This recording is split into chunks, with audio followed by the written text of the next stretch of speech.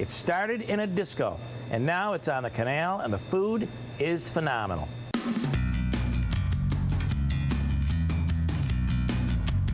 There's no doubt you're in the village of Herkimer, but eating dinner at the Waterfront Grill as a cruise ship goes by makes you feel like you're someplace other than upstate New York.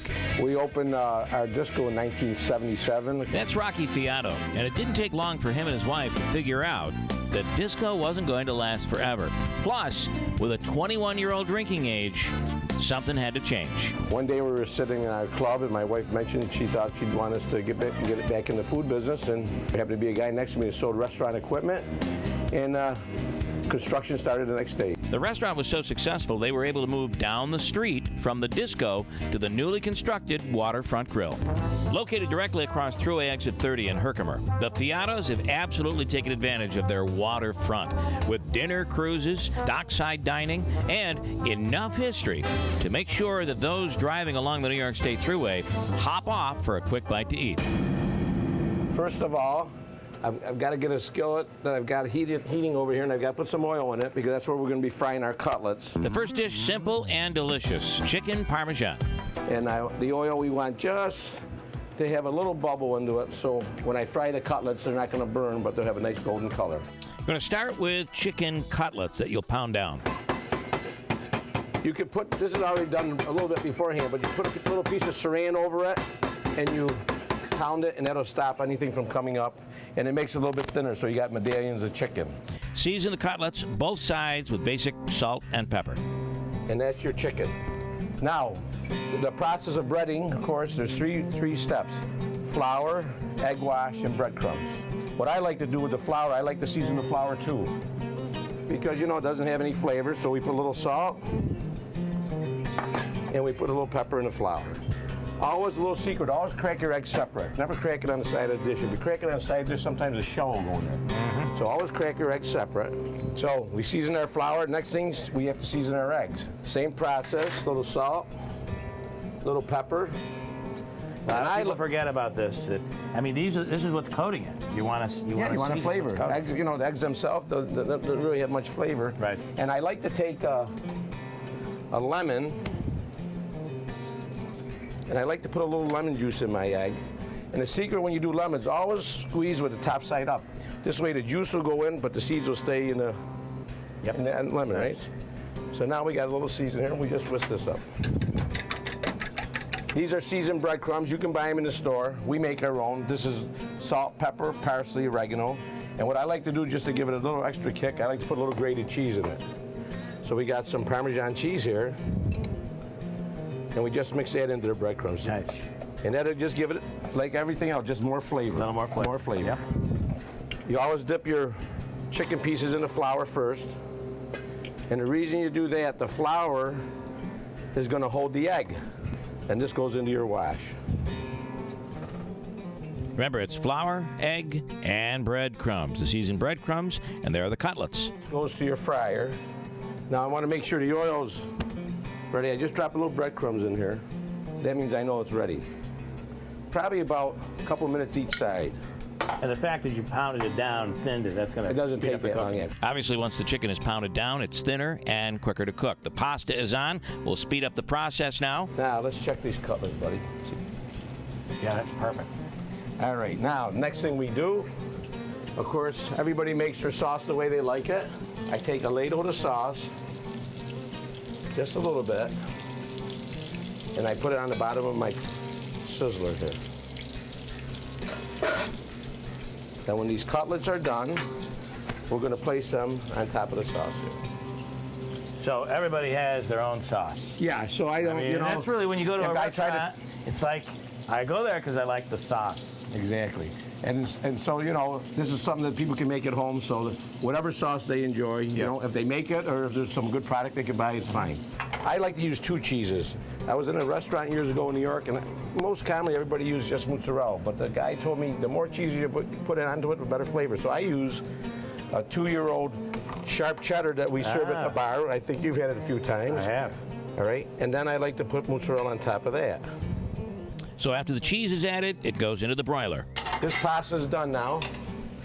So Dante, now I'll show you the way we do our pasta here. All our pasta is cooked to order. And the most important thing is never to rinse your pasta. Never, ever rinse it. We drain it into our calendar, shake it off, the excess water. Now in Italy, they call this cigaretto. This is how they serve it in Italy. It goes right back in the hot pot, and you take your basil, fresh basil last, and you put it right in with the pasta. Then you add a little sauce. The pasta serves as a sponge now. This will absorb all the sauce. And you just stir it. So you got your fresh basil. Now in Italy, this is how they serve it. They call it sciutta, just like this, because you're going to have a lot of flavor here. You don't need any extra sauce.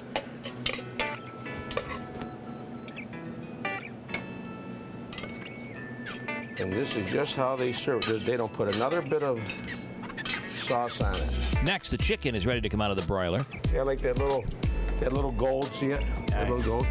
Then I just drizzle a little sauce on the outside. A little fresh basil on top. A little more grated cheese.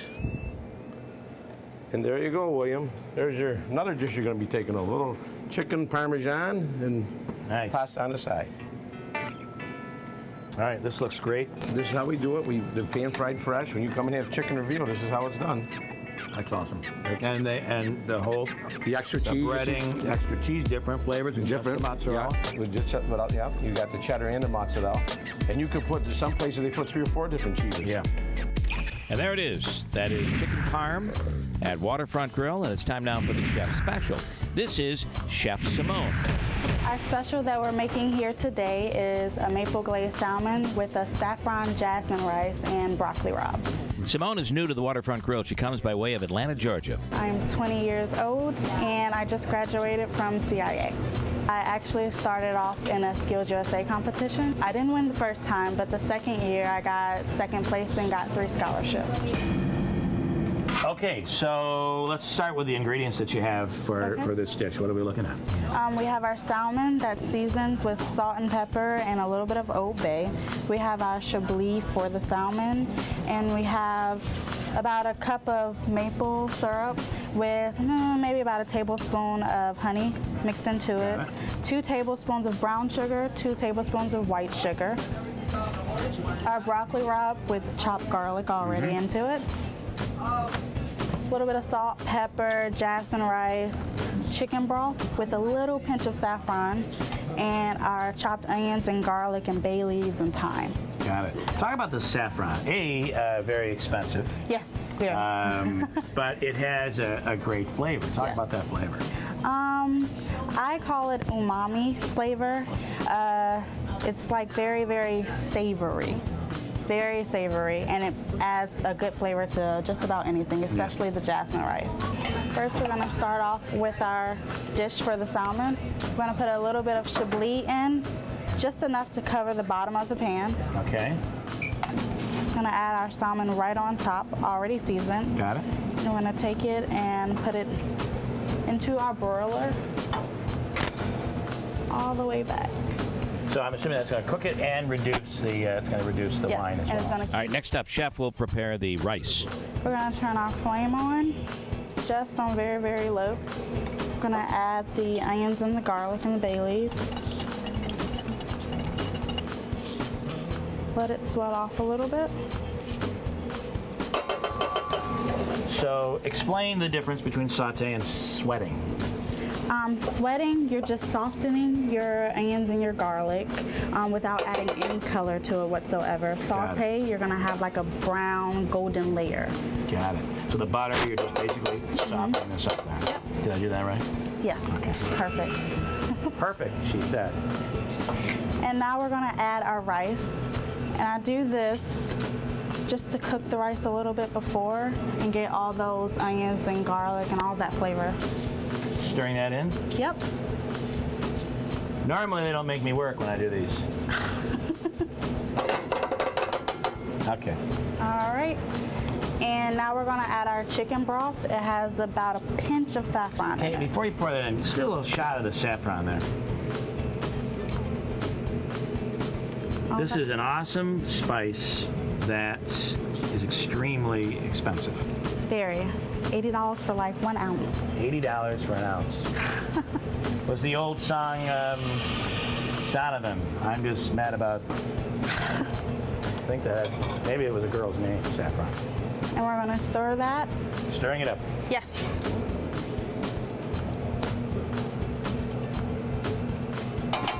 And a pinch of salt, maybe 2 pinches.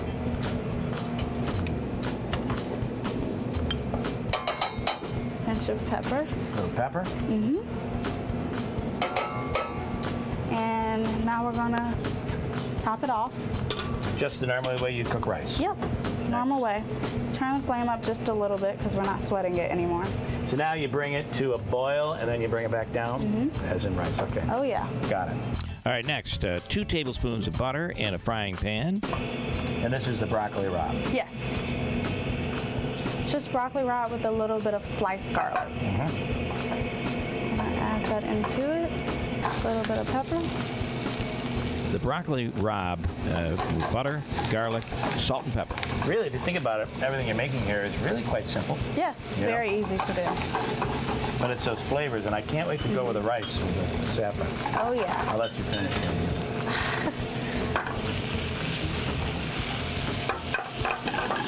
She has to show me up.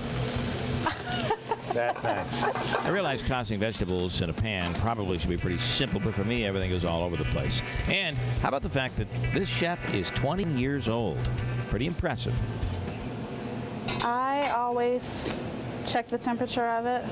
I like it to be 135, 145. It's 140. That's good. Right where you want it to be. Oh yeah. And now we're going to switch pans. So your wine, you really want that salmon to pick up Oh yeah. that wine. All those flavors. Now we're going to start our glaze. This is the syrup and the honey. All right, a half a cup of maple syrup and a tablespoon of honey. And this is 2 tablespoons of brown sugar, 2 tablespoons of white sugar. Okay. Turn our flame up just a little bit. So you raise the heat a bit, and it's time to whisk it all up. This is not something you reduce. You just want to mix everything together, and it gets finished pretty quickly. And it thickens right away. Yeah, that thickens up nice and quick. Oh yeah. We're gonna take our jasmine rice. And you can take anything to mold it really. So now we're talking about presentation. Anything round, square, whatever you want to use. Pack that into there. Turn it upside down on our plate. Let it loosen up a little bit.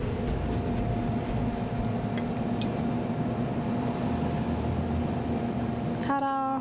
I'll take our broccoli rabe. Stick it right there. Diagonal.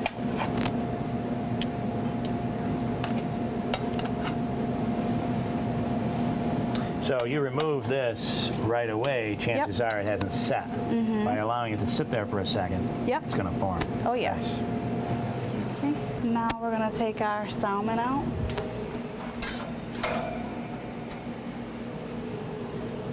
It's a nice glaze to it. So there is the salmon with that maple syrup honey glaze. It goes on top, and you can smell the aroma of that. It's just really awesome. And of course with the jasmine rice and the broccoli rabe, and it's time for the best My part. favorite part, the salmon. Yeah.